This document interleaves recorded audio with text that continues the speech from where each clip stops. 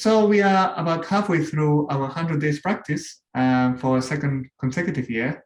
And it's been amazing again. And it's been so nice to see so many people together.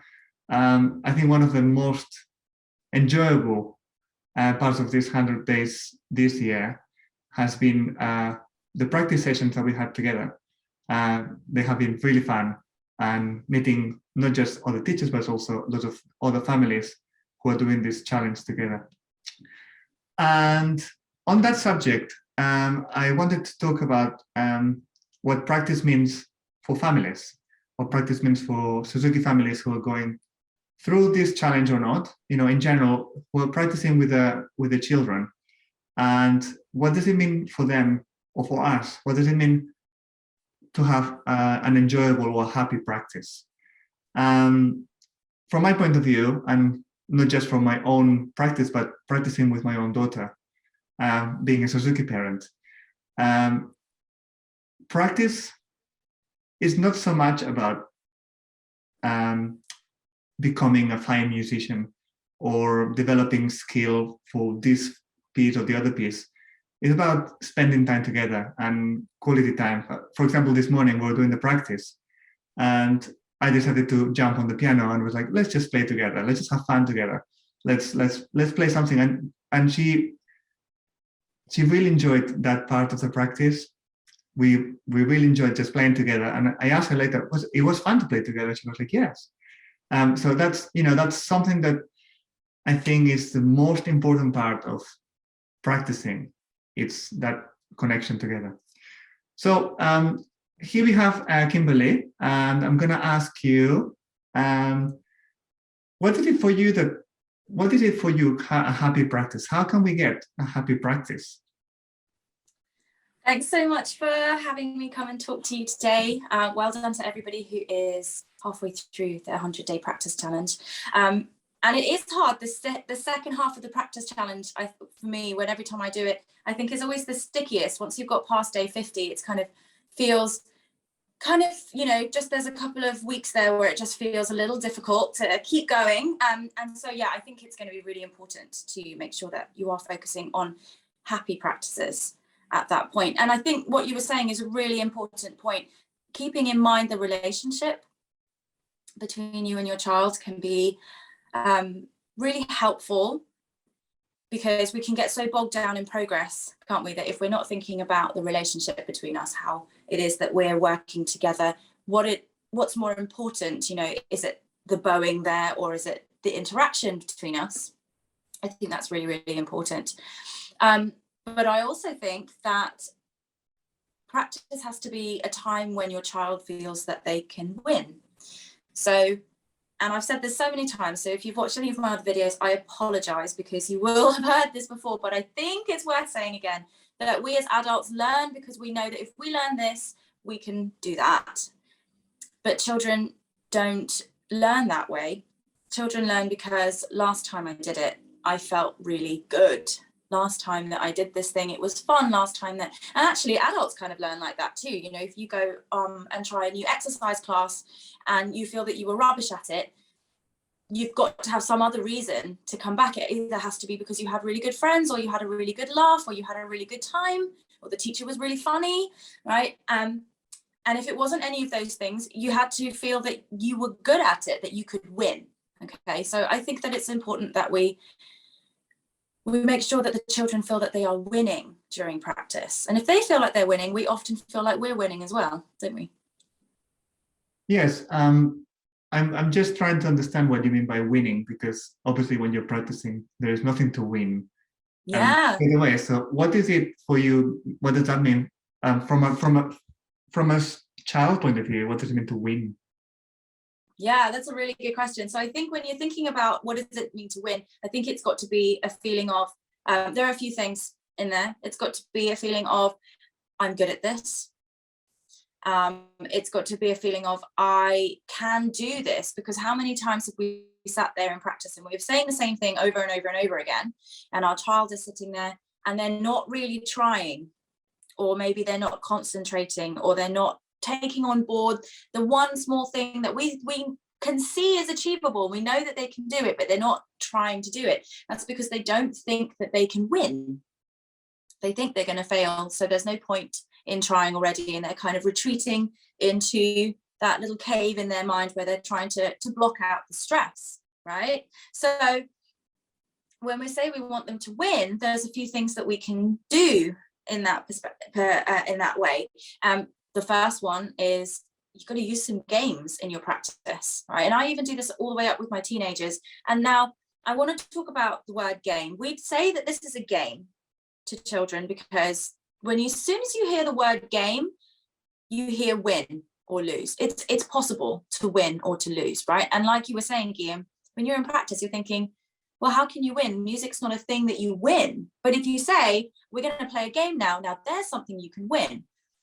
These are not great games. I'm going to give you a game that you can go away and play, but these are not great games, okay? If you would just sit down after dinner just to play this game without your instrument, it's not really games, okay? Really, they're tools of engagement.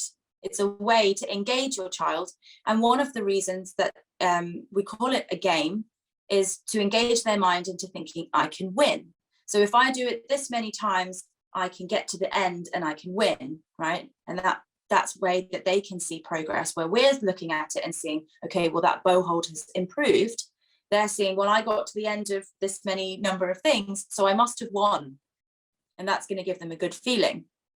Okay, or I won all of the counters from you, or I got the sticker, or I whatever it is that they feel, they can see the short-term goal. I think that's what it is, what we need to be looking at for win. How can we put in a goal that's short-term, that feels achievable? Yes, I think that's the point I was going to say as well. When you were talking about winning, is something we need to make sure that when we are, whatever game or whatever challenge we give them, is something that we know they can achieve. So this is a small step, is small enough for them to be able to feel a satisfaction of, we got there, I've managed to do this. What's the next one? Or what's the next one? But if it's a massive jump, they're going to always be struggling, and they're going to feel always like they're not winning or they're not achieving what they mean to be doing. So as parents, and when we practice, we need to make sure that always, let's just try it one more time this way. So, and so the next step, or as a game, like you said, you do a game and you're like something really easy to achieve. Absolutely, I think so. And I really love that point about the small steps. A lot of us might have seen that meme going around Facebook with the two ladders, one with lots of small rungs and the person's quite high up, and the one with the very big rungs and the first person can't reach even the first rung, so they're still on the bottom. And I think it was labeled the importance of small steps. So I think that's the other thing, is absolutely the steps have to be achievable to be able to win them. I have to ask you, does your daughter have a favorite game or challenge that you play together in practice?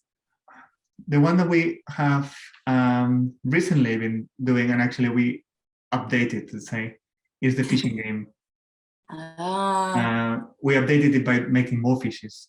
So for those who don't know what the fishing game is basically you cut out some fishes and you write down, for example, a task or a piece. Now at this moment is most of book one.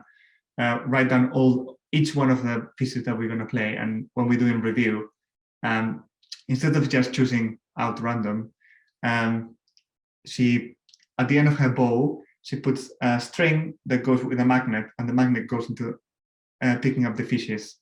And it's just, of course it's fun because it's a different activity that gets them out of actually playing, but also it's whatever comes out is what they have to do. There's nobody saying you have to be playing this.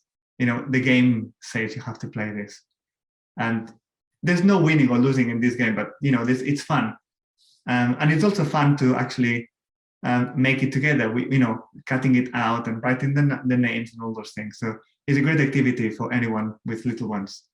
I love that. Yeah, I really love the fishing game. And I think that it's such a good point that if you want to get through more things in your practice as well, making it feel like there's an outside control. It's more like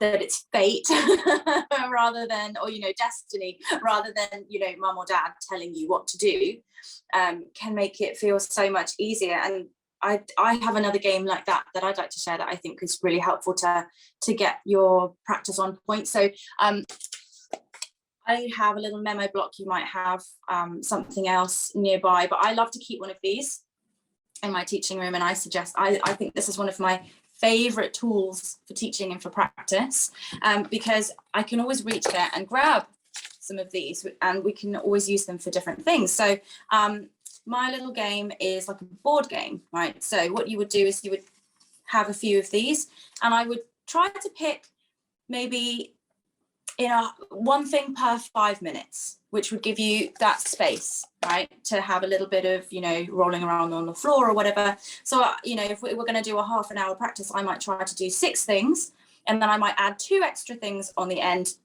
that are not instrument related. So we would have, you know, and I would just write down the things that I would like to get through, and again, keep them small and achievable. So if we've got the, you know, the new piece, I wouldn't put the whole new piece on there as one thing. I would pick just, you know, the practice box. We might have 2 of them that have 2 different practice boxes from that top piece, etc. Okay, and then, you know, a review piece, your warm up, maybe a bow exercise or a posture exercise or whatever it is.